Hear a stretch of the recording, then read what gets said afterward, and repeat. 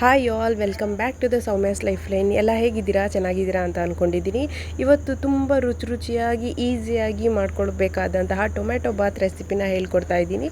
ಮೊದಲಿಗೆ ನಾನಿಲ್ಲಿ ಎಲ್ಲ ವೆಜಿಟೇಬಲ್ಸ್ ಏನು ತರಕಾರಿ, ಈರುಳ್ಳಿ, ಟೊಮ್ಯಾಟೊ, ಸೊಪ್ಪು ಎಲ್ಲದನ್ನು ಹೆಚ್ಚಿಟ್ಕೊಂಡಿದ್ದೀನಿ. ಈಗ ಒಂದು ಕುಕ್ಕರಲ್ಲಿ ಎಣ್ಣೆ ಮತ್ತು ತುಪ್ಪ ಎರಡೂ ಹಾಕ್ಕೊಂಡಿದ್ದೀನಿ. ಜೊತೆಗೆ ಇಲ್ಲಿ ಪಲಾವ್ ಎಲೆ, ಆಮೇಲೆ ಚಕ್ಕೆ, ಲವಂಗ, ಏಲಕ್ಕಿ, ಸ್ಟಾರ್ ಏನೇನು ಸಿಗುತ್ತೆ ಕೈಗೆ ಎಲ್ಲ ಮಸಾಲೆ ಡಬ್ಬದಲ್ಲಿರೋಂಥ ಎಲ್ಲ ಐಟಮ್ನು ಕೂಡ ಹಾಕ್ಕೊಂಡಿದ್ದೀನಿ. ಸೊ ಟೊಮ್ಯಾಟೊ ಬಾತ್ಗೆ ಸ್ಪೆಷಲಿ ಈ ಮಸಾಲೆನೇ ಇಂಪಾರ್ಟೆಂಟು ಅಂತ ಅನ್ಕೋತೀನಿ. ಈ ಐಟಮ್ ಎಲ್ಲ ನೀಟಾಗಿ ಎಣ್ಣೆ ಮತ್ತು ತುಪ್ಪದಲ್ಲಿ ನೀಟಾಗಿ ಫ್ರೈ ಆಗಬೇಕು. ಫ್ರೈ ಆದಮೇಲೆ ಸ್ವಲ್ಪ ಕರಿಬೇವಿನ ಸೊಪ್ಪು, ಒಗ್ಗರಣೆಯಲ್ಲಿ ಎಷ್ಟು ಬೇಕೋ ಅಷ್ಟನ್ನು ಹಾಕ್ಕೋಬೇಕು. ನೆಕ್ಸ್ಟು ಅದು ಚೆನ್ನಾಗಿ ಎಣ್ಣೆಯಲ್ಲಿ ಫ್ರೈ ಆಗಬೇಕು. ನೆಕ್ಸ್ಟು ಹಸಿಮೆಣ್ಸಿನ್ಕಾಯಿ. ನಾನು ಯಾವಾಗಲೂ ಹಸಿಮೆಣ್ಸಿನ್ಕಾಯಿ ನೀವು ಉದ್ದನಾಗಿ ಸೀಳ್ಕೊಂಡು ಹಾಕ್ಕೋತೀನಿ, ಬಿಕಾಸ್ ಅದು ನನಗೆ ತಿನ್ನಬೇಕಾದ್ರೆ ಸಿಗಬೇಕು. ಸೊ ಯಾವತ್ತೂ ಕೂಡ ನಾನು ಅದನ್ನು ಆರಿಸಿ ಇಡೋದಿಲ್ಲ. ನೆಕ್ಸ್ಟ್ ಈಗ ನಾನು ಹೆಚ್ಚಿಟ್ಕೊಂಡಿರೋಂತಹ ಈರುಳ್ಳಿ. ಸೊ ಈರುಳ್ಳಿ ನೀಟಾಗಿ ಫ್ರೈ ಆಗಿಬಿಟ್ರೆ ಅದು ಚೆನ್ನಾಗಿ ಹೊಂದ್ಕೊಳ್ಳುತ್ತೆ. ಸೊ ಮತ್ತು ಎಣ್ಣೆ ಮತ್ತು ತುಪ್ಪದಲ್ಲಿ ಈ ಐಟಮ್ನೆಲ್ಲ ಹಾಕ್ಕೊಂಡು ಮತ್ತು ಈರುಳ್ಳಿನ ನಾವು ಫ್ರೈ ಮಾಡಬೇಕಾದ್ರೆ ಒಂದು ಒಳ್ಳೆ ಘಮ ಬರುತ್ತೆ, ಪರಿಮಳ ಬರುತ್ತೆ.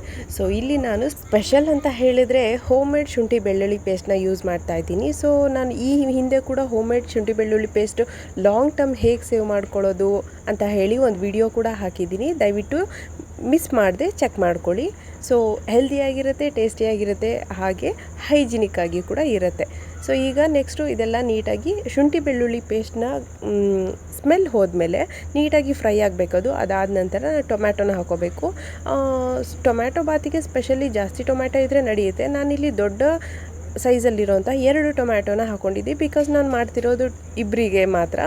ಸೊ 2 ಟೊಮ್ಯಾಟೊನ ಹಾಕ್ಕೊಂಡಿದ್ದೀನಿ. ಕಲರ್ ಕೂಡ ಚೆನ್ನಾಗಿ ಬರುತ್ತೆ. ಹುಳಿ ಟೊಮ್ಯಾಟೊ ಇದ್ದರೆ 2ರಿಂದ 3 ಕೂಡ ಹಾಕ್ಕೋಬೋದು. ಟೇಸ್ಟು ತುಂಬ ಚೆನ್ನಾಗಿ ಬರುತ್ತೆ.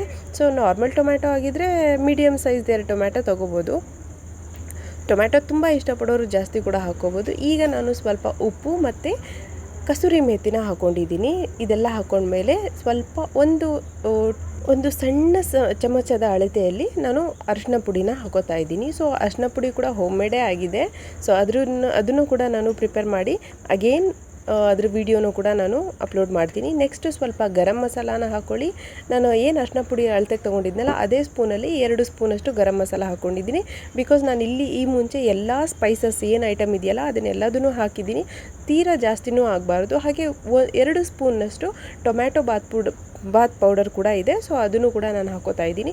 ಅದನ್ನೆಲ್ಲ ಹಾಕ್ಕೊಂಡ್ಮೇಲೆ ನೀಟಾಗಿ ನಾವು ತರಕಾರಿಗೆ ಹೊಂದ್ಕೊಳ್ಳೋ ಹಾಗೆ ನೀಟಾಗಿ ಅದನ್ನು ಸಾರ್ಟ್ ಮಾಡ್ಕೋಬೇಕು. ಈಗ ಇಂಪಾರ್ಟೆಂಟಾಗಿ ಸ್ವಲ್ಪ ಘಮ ಬರೋದಕ್ಕೆ ಹಾಗೆ ಟೇಸ್ಟ್ನ ಡಬಲ್ ಮಾಡೋದಕ್ಕೆ ಸ್ವಲ್ಪ ಒಂದು ಅರ್ಧ ಹಿಡಿಯಷ್ಟು ಪುದೀನ ಸೊಪ್ಪನ್ನು ಹಾಕ್ಕೊಂಡಿದ್ದೀನಿ. ಜೊತೆಗೆ ರಾತ್ರಿಯೇ ನೆನೆಸಿಟ್ಟಂತಹ ಬಟಾಣಿ ಕಾಳುಗಳನ್ನ ನಾನು ಇಲ್ಲಿ ಹೆಚ್ಚಾಗಿ ಹಾಕೋತಾ ಇದ್ದೀನಿ. ಸೊ ಇಲ್ಲಿ ಇದು ನಾವು ತಿನ್ನಬೇಕಾದ್ರೆ, ಟೇಸ್ಟ್ ಮಾಡಬೇಕಾದ್ರೆ ಬಾಯಿಗೆ ಸಿಕ್ಕಾಗ ತುಂಬ ಟೇಸ್ಟಿಯಾಗಿರುತ್ತೆ. ಈಗ ರುಚಿಗೆ ತಕ್ಕಷ್ಟು ಉಪ್ಪನ್ನ ಹಾಕ್ಕೊಂಡು ಇದನ್ನು ಕೂಡ ನೀಟಾಗಿ ಸಾರ್ಟ್ ಮಾಡ್ಕೋಬೇಕು.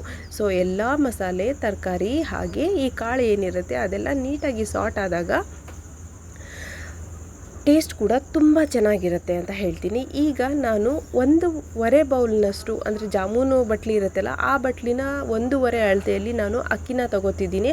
ಹಾಗಾಗಿ ಅದರ 2 ಪಟ್ಟು ಅಂದರೆ 3-3.5 ಬೌಲ್ನಷ್ಟು ನೀರನ್ನು ಮುಂಚೆನೇ ಹಾಕ್ಕೊಂಡಿದ್ದೀನಿ.